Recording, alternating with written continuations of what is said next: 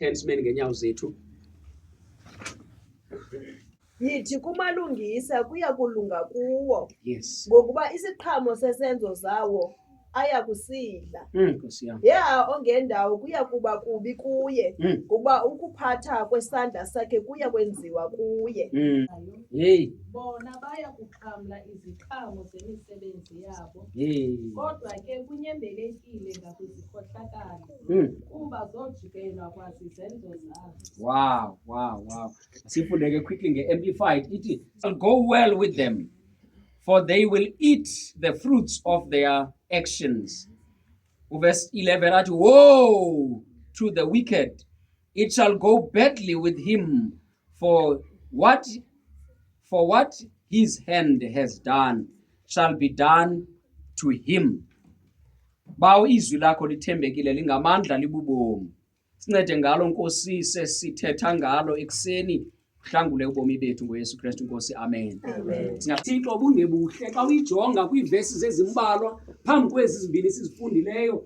UThixo ude athi xa ethethayo phaya athi isono sabo sifana kanye nesono seSodom neGomora, nokuphambuka nokukreka kwabo kufaniswa nokuphambuka kweSodom neGomora. Na uThixo uthembisa ngoko ukubohlwaya ade azibale nezinto eziza kubehlela xa yena Thixo ebohlwaya ngenxa yokokuba bebonile nangenxa yokokubana bengasabuhloniphanga ubudlelwane babo noThixo. UThixo uyazibala izinto specifically aza kuzenza kubo and akumnandanga xa ezibala nganye esithi this is what I'm going to do, lena into endizawuyenza kuni, lena imbuyekezo endiza kuyizuza, oku kuza kunehlela ngokuba akukho budlelwane phakathi kwam nani, anenzanga kakuhle, anidikhonzanga kakuhle, aniyigcinanga imimiselo yam njengoThixo. Bazalwane, kuyakhosta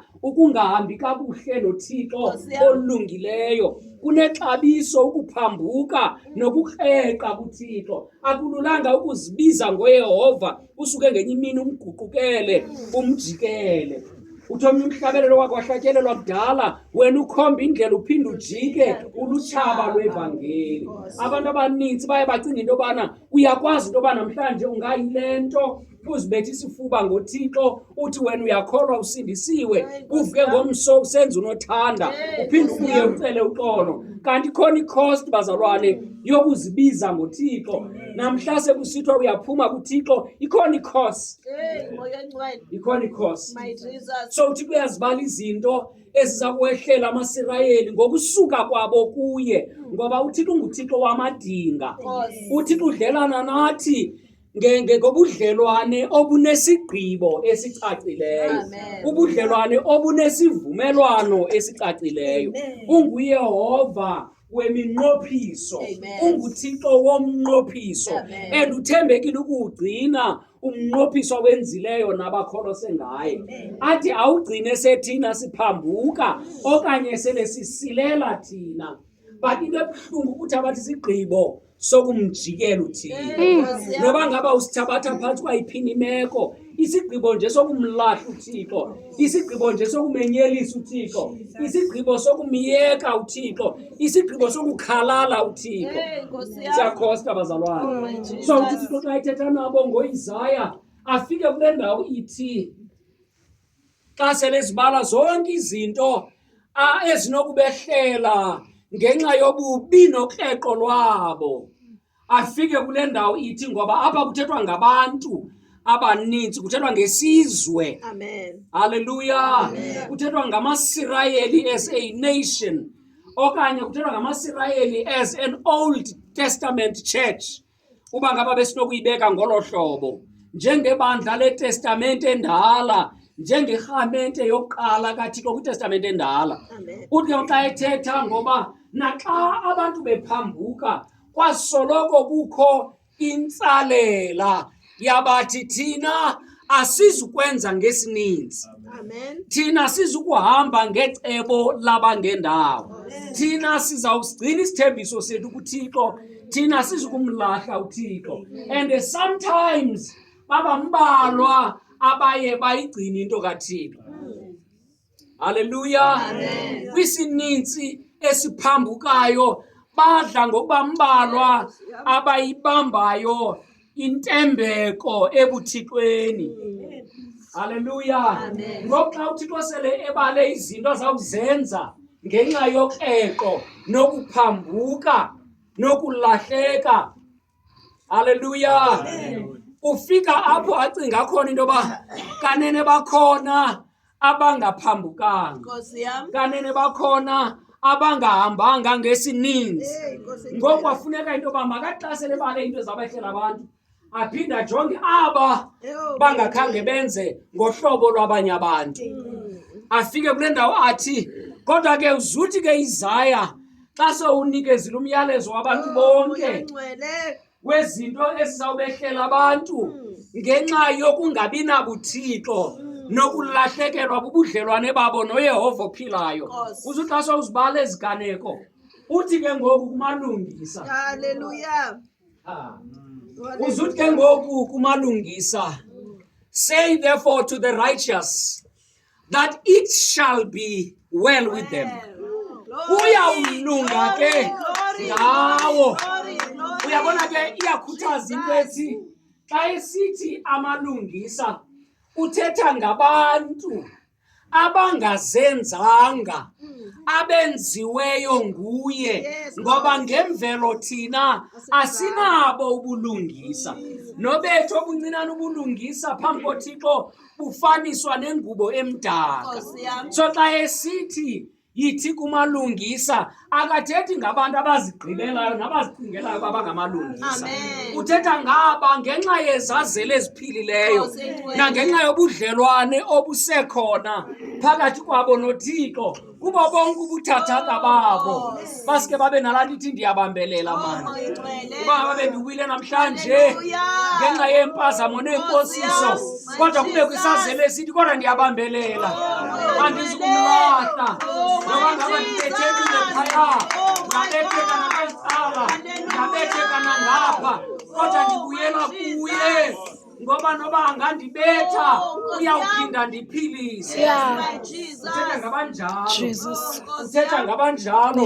Uthi omnye umhlabeleli, a saint is just a sinner who falls down and rise up again. Aphinde athi uThixo ezwini lakhe ilungisa lingawa kasixhenxe kodwa liphinde liphakame. So xa ethetha ngelungisa akathethi ngomntu operfect, kodwa uthetha ngomntu osenesazela se-relationship ecacileyo. Uthetha ngomntu esathi ndikholose ngaye, andinalo elinye ithemba noba ndingamphotha kodwa ndimthembile, kodwa ndiyamdinga, kodwa ubalulekile kum, andinawumbi.